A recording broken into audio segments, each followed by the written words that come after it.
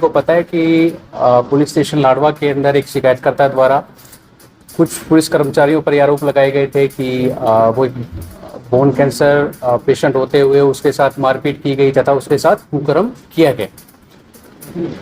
तो जैसे ही ये आरोप लगे, पुलिस ने अपनी त्वरित कार्रवाई करते हुए इसके अंदर तत्काल ही एफआईआर रजिस्टर की थी तथा सीनियर ऑफिसर्स के अंडर में एक एसआईटी का गठन किया गया था।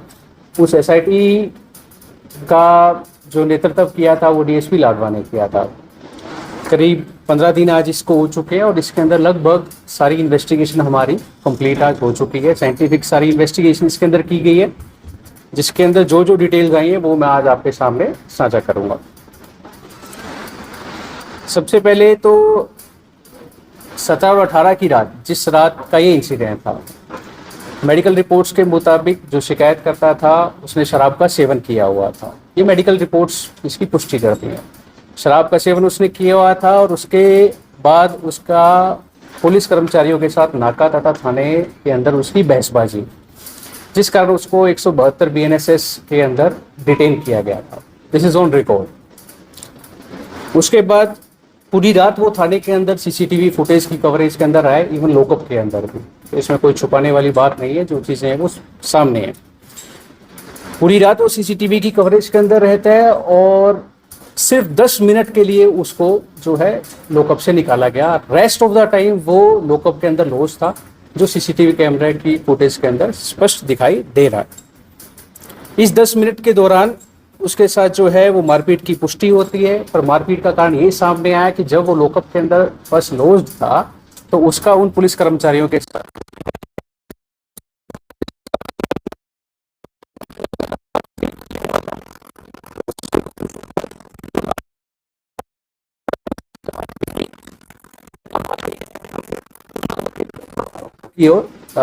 जो इस केस को थोड़ा इन अपराधों को थोड़ा संगीन बनाते हैं। सबसे पहले ये था कि बोन कैंसर पेशेंट के साथ कुकर्म हुआ, ब्लीडिंग हुई, जिसे आप लोगों ने बिना कोई पुष्टि हुए आप लोगों ने सभी ने इसको उठाया था। आपको बताता हूँ, इसके अंदर कोई बोन कैंसर का पेशेंट वो नहीं था। उस व्यक्ति को कई बार हमने डॉक्यूमेंट दिए, पीजे से भी वेरीफाई किया, वो बोन कैंसर का पेशेंट नहीं है। फर्स्ट थिंग, कोई उसकी कीमोथेरेपी नहीं हुई है। सेकंड, उसके बाद जहाँ तक कुकर्म की बात थी तो उसमें हमने सभी इसकी डीएनए रिपोर्ट्स, जितने स्वैब्स थे, जितने कपड़े थे, सबकी करवाई गई। कहीं भी किसी कुकर्म की पुष्टि नहीं हुई। फिर भी आप लोगों की तसल्ली के लिए कि आप लोग ये ना कह दो कि इसमें कुछ चेंज किया गया, वो किया गया, हमने सभी आरोपियों का लाई डिटेक्शन टेस्ट भी करवाया। उस लाई डिटेक्शन टेस्ट के अंदर सभी आरोपी सच पाए गए और उन्होंने कोई कुकर्म नहीं किया।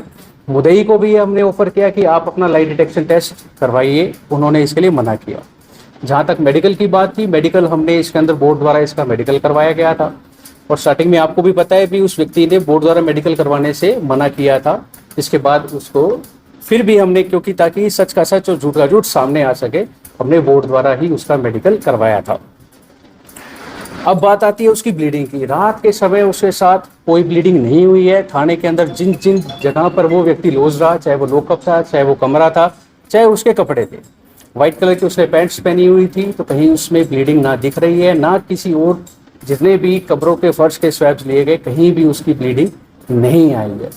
जो सुबह उसकी ब्लीडिंग आई है और जो इंजरीज उसकी दिख रही हैं वो उसके क्रोनिक एनल फिशर्स, ठीक है, वो उसको पहले से ही एनल फिशर्स थे और उनमें उसकी सुबह ब्लीडिंग जो है और उसका कारण कॉन्स्टिपेशन, हेमोरॉइड्स ये है जो डॉक्टर्स ने बताया है, ठीक है। और उसके अलावा अब मैं अब मैं आऊँगा पत्रकारों द्वारा किए गए कुछ रिपोर्टिंग पर। जी मुझे दीजिए। जितनी इन्वेस्टिगेशन है सारी की सारी हमने इसमें कोई भी ऐसा एंगल नहीं छोड़ा जिसके अंदर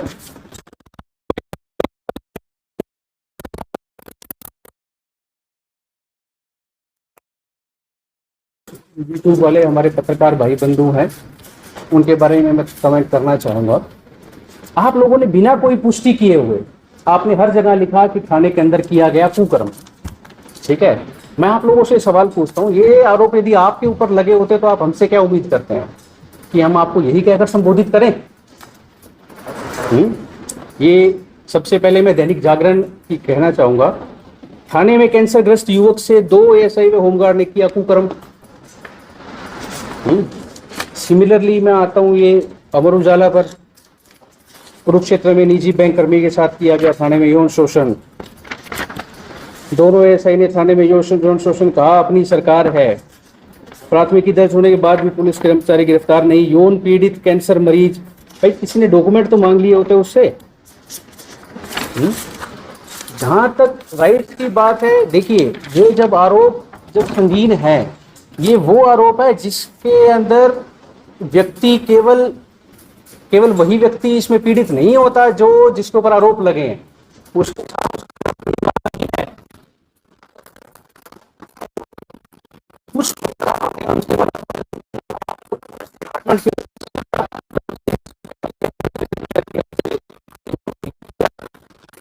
कर्मचारी या अधिकारी की तरफ से कोई लूज कमेंट्स इसमें हमने नहीं दिए।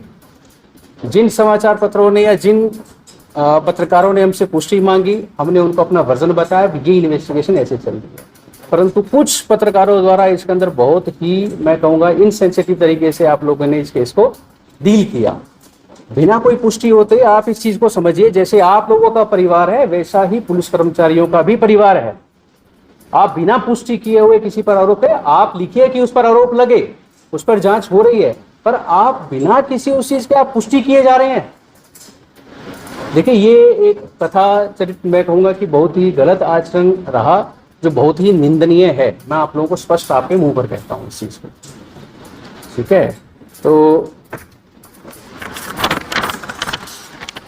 आप सभी से मैं ये जरूर कहूंगा, कृपा करके ऐसा कोई व्यवहार मत कीजिए। ये तो जो है आप लोग चलाते हैं, देखिए डिजिटल मीडिया पर ये रहेगा और एक लंबे समय तक ये चीज रहेगी।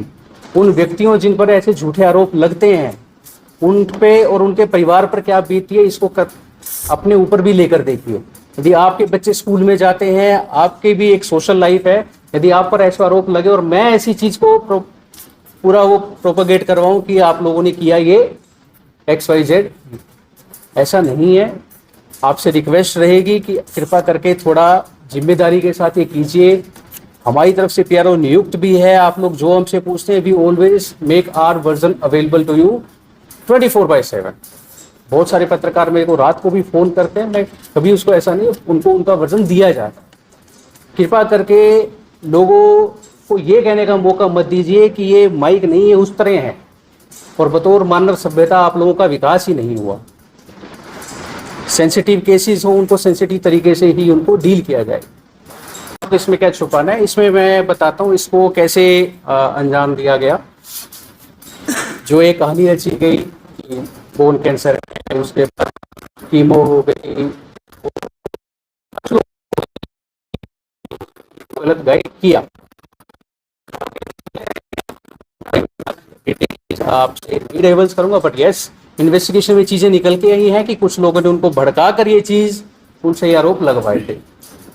एक एक चीज बिल्कुल एक एक रेशे की तरह सामने आ चुकी है। इन आरोपों के पीछे मंशा क्या थी सर? ये जो इतने गंभीर आरोप लगाए थे इस व्यक्ति ने, इसके पीछे मंशा क्या थी?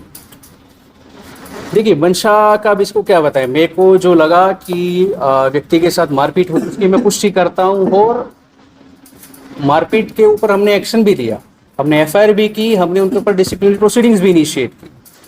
अब उस व्यक्ति ने या तो भावनाओं में बहकर या अपने आरोपों को थोड़ा और संगीन बनाने के लिए उसने ये चीजें की है। सर वो एक आरोप ये भी लगा रहा था कि ASI राजेंद्र ने मामले में पहले उनसे रिश्वत मांगी थी कि कोई मंशा, ऐसा कुछ भी नहीं निकल के आया हमारी जांच में, ना ऐसा कुछ वो सबूत पेश करता। सर जो व्यक्ति था, उसने पहले भी कोई ऐसे मामले किसी खिलाफ? देखिए इसकी जानकारी मेरे को नहीं है, ना मैं शिकायत करता कि प्राइवेट डिटेल्स को शेयर करूंगा, क्योंकि सर इस पूरे मामले में मेडिकल रिपोर्ट बड़ा जो है सवाल है, क्योंकि पहले बताया गया था कि लाडवा थाने में लाडवा हॉस्पिटल में गए थे, वहाँ मेडिकल रिपोर्ट कुछ और थी, एलिजेशन कुछ और, पूरा मेडिकल रिपोर्ट का क्या है? देखिए इसमें मैं बता देता हूँ। सबसे पहले जैसे व्यक्ति को 17-18 की रात को पुलिस के पास, जैसे मैंने आपको बताया 172 BNSS में उसको लॉन्च किया गया था, डिटेन किया गया था, तो सुबह वो अपने भाई के साथ घर जाता है, उसके बाद वो सीधी लाडवा में जाता है। वो जाके वहाँ पर बताता है कि मेरे को पेन हो रहा है। पेन भी किस चीज का था, उस व्यक्ति का कूल्हे का रिप्लेसमेंट हुआ है, हिप रिप्लेसमेंट उसका हुआ है, उसमें उसको पेन था। फिर उसके बाद वो व्यक्ति एलएनजेपी पे जाता है और उसको ब्लीडिंग, जिसका वो डाउट था उसको कि मेरे ब्लीडिंग क्यों हो रही है, तो निकल के आया साहब कि वो एनल फिशर्स उसके नए नहीं है, कोई कट नए नहीं है, वो क्रोनिक एनल फिशर्स हैं, वो पहले से ही उसके हैं वो, और उसके कई रीजन है। तो सर ये जो जिन्होंने हुए थे तो उनका बहाल देखिए मारपीट जहां तक उन्होंने की है उसकी सजा उनको मिलेगी, और जो अपनी अनुशासनात्मक कार्रवाई है वो नियमों के साथ पूर्ण की जाएगी। सर जब थाने से व्यक्ति जाता है तो 4 लोग उसको लेने, उसके भाई स्वयं उसको लेने आए तो हैं, उनको सब कुछ नहीं बताया, तो 5 बिल्कुल नहीं बताया अपने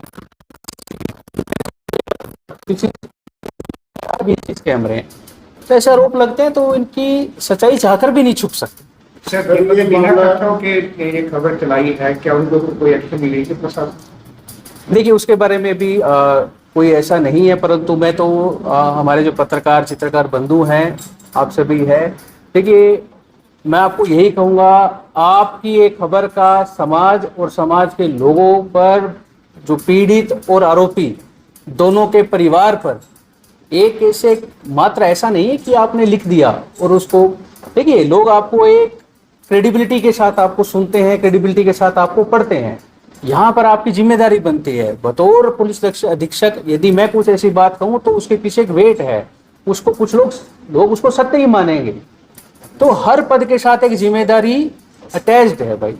तो मैं तो आप लोगों से यही अनुरोध करूंगा कि कृपा करके जैसा इन पुलिस कर्मचारियों के परिवार के साथ हुआ, मतलब इनमें से कुछ तो ऐसा है कि 1-2 पुलिस कर्मचारी के परिवार वाले अपना संतुलन खो चुके हैं मानसिक।